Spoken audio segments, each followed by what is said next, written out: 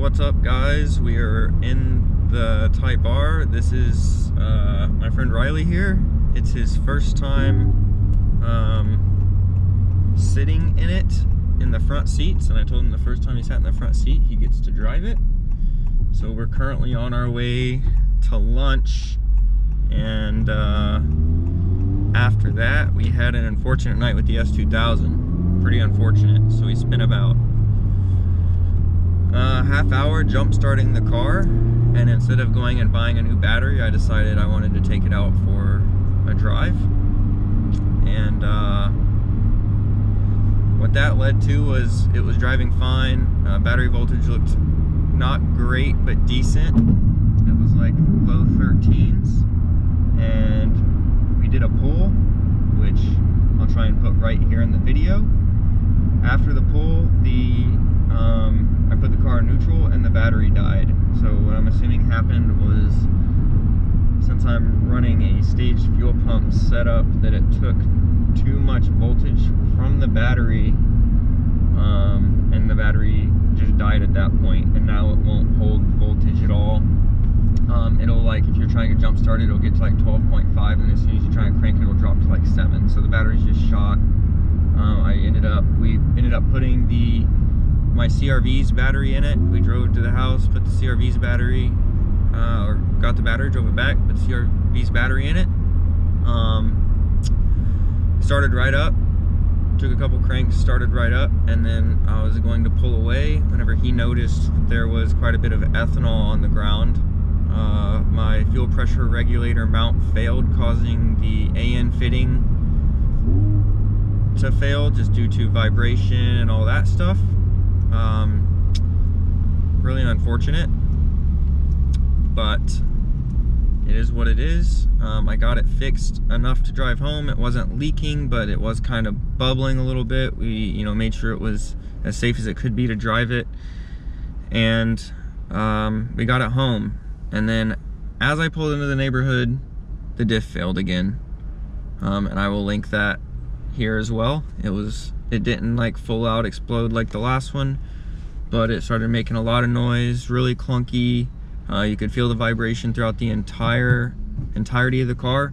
So we're on our way to lunch right now. Gonna try out a new Mexican spot. Since I've been gone for 6-7 months, I'm gonna try this spot out, and then we're gonna head up to JW Speed Factory, my buddy Jimmy, to pick up a new fuel pressure regulator mount, one that I'm gonna put rubber on each side to try and keep the mount from failing again, and then a new AN fitting, and have him look at that AN fitting as well, see exactly what part of it failed, or if maybe I just need to get some better fittings, although I do believe they are vibrant, so they weren't cheap.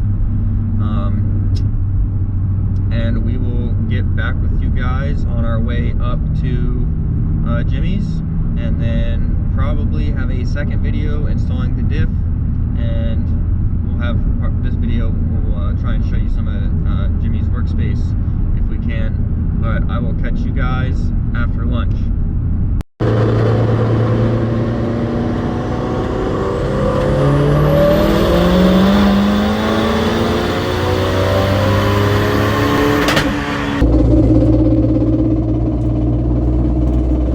Bye-bye diff.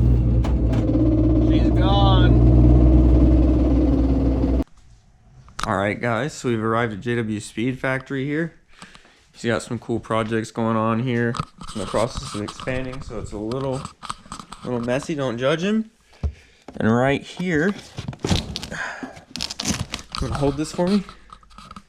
Right here, we got the turbo for the S2000.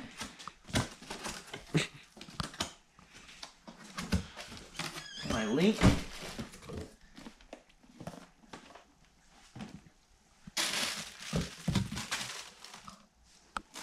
Oh, it's heavy.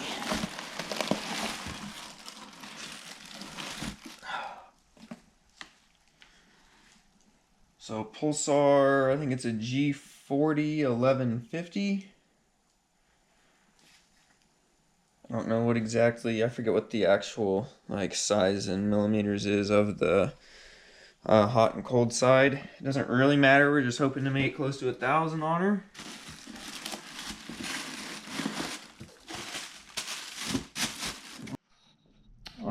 we're back. We got the parts of the fuel system, the fitting that failed, the mount. He added some reinforcement to this so that it doesn't crack again. I know I didn't show you guys the aftermath of what happened, but he added some bracing here, I guess, and welds. And then we almost got the diff out. Last time it took me like 8 hours. This time we got we're like halfway in there. So we got a new diff over here, but it does sound a little clunky. So hopefully I don't replace it for nothing. It binds right here to the point where, like, I don't know.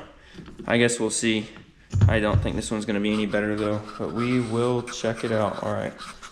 I will get back to you guys whenever I open this broken diff up so I can show you guys the inside of it. All right, so here's the diff. A little bit of metal on the plug. I don't know if y'all can tell just how light.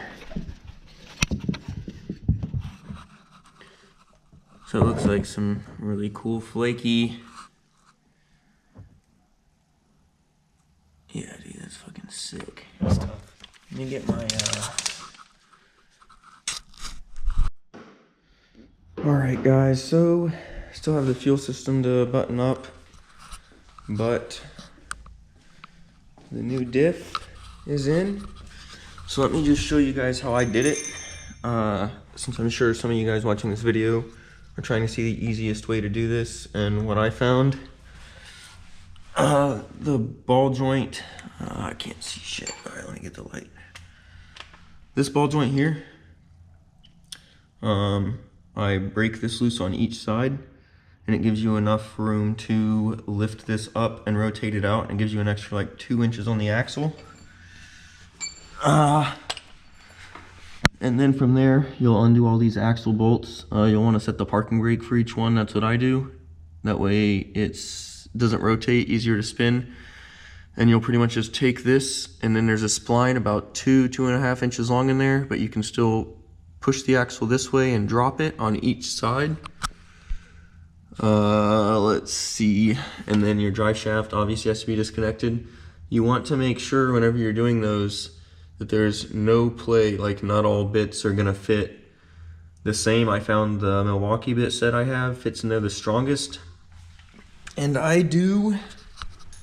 So let's see. So for those, what I do, it's because clearance is tight, you want it to be perfectly straight, no angle. So you get one of these, a 1/4 inch drive, and then whenever you have that, this isn't the right bit. You'll have to figure, I don't know which one the right one is, but you see the bit drops in there perfectly, and it's nice and snug. And then what I do, my bits, or my sockets have room for like a wrench to fit around them. Obviously this isn't the right size wrench. I have tools everywhere, so sorry about that. But I just put a wrench around here, and then I break them free like that. So that's the easiest way because it's perfectly straight on the drive shaft. Let me show you. This here might be the right bit. So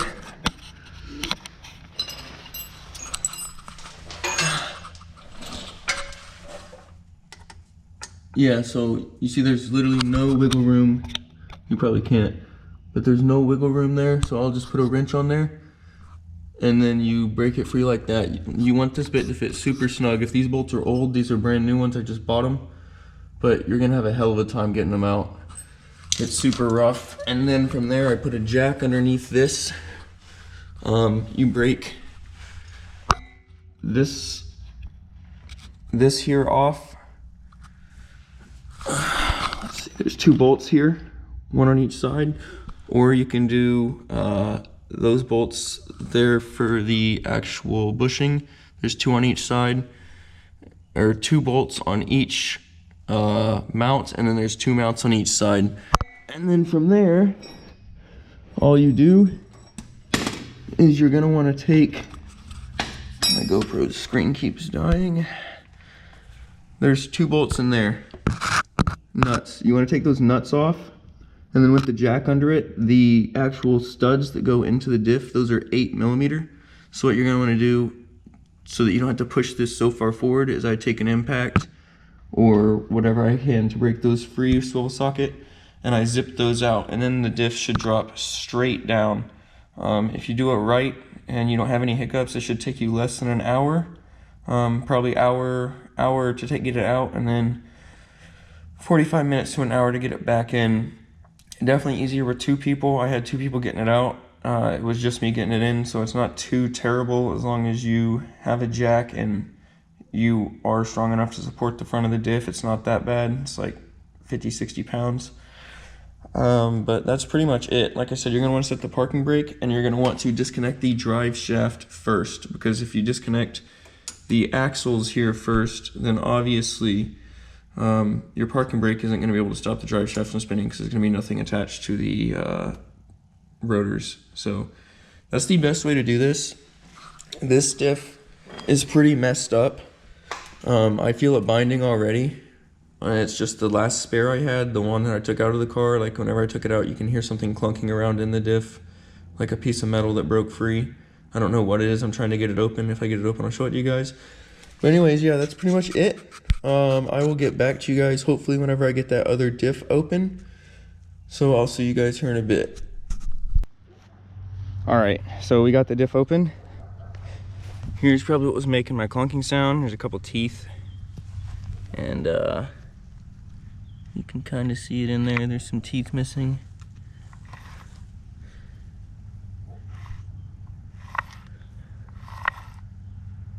But yeah, that's pretty much it.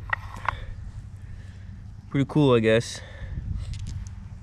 But we got the diff in it now. She's ready to go. All right, guys, so it is a few days later now. As I realize as I'm trying to edit this diff video that I kind of left off on just me opening the diff without anything else. So just wanted to give you guys an update. So she is running and driving. This diff was making noise before I put it in the car, and I was made aware of that. So this diff is on its way out. But Jimmy over at JW Speed was kind enough to pretty much give me this diff. He said as long as it's like still intact and drivable, whenever I give it back, then it's free. So I'll just give it back to him.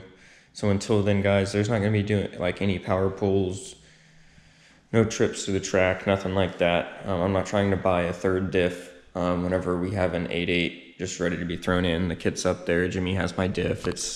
We're just waiting on the gears for the trans, and then he'll probably be taking this car.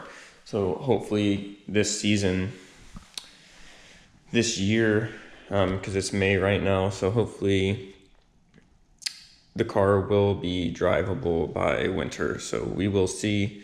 Kind of running short on funds as well due to the Type R, but I think we're going to be able to make it work. Whatever I got to do to figure it out, pull small personal loan or something, it's worth it just to get content on this thing. The Type R is a stock car, so it's cool, but it's not all that interesting.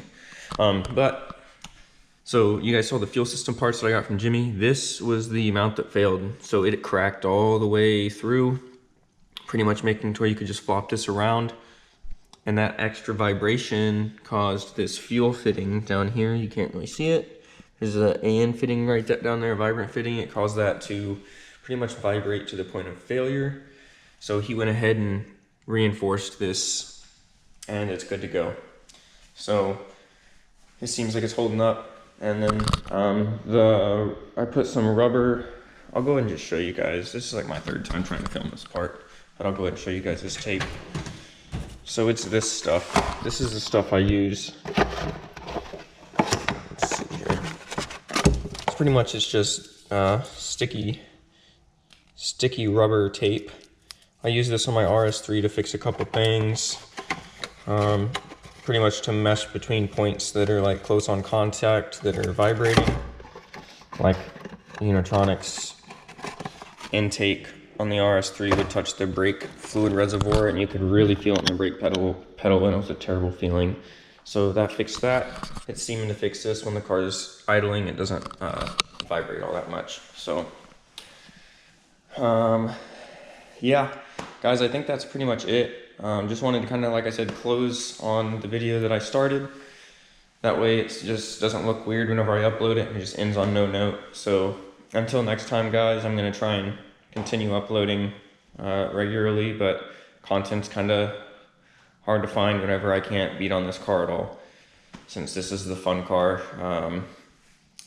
it's going to be a while until I take the Type R to the track, so I got to pay to get this thing right first, because this is my main priority. I bought the Type R as like just a fun cruiser to take to meets and then take to the track whenever I have some extra money, I guess. But right now, all the extra money is going into this to get it right. So that's my main priority, and to get the paint fixed over the winter. So the Type R is going to wait a while, but anyways, guys, sorry to ramble. Thanks for watching, and until next time, like, comment, subscribe. Everything helps, and I will see you guys later.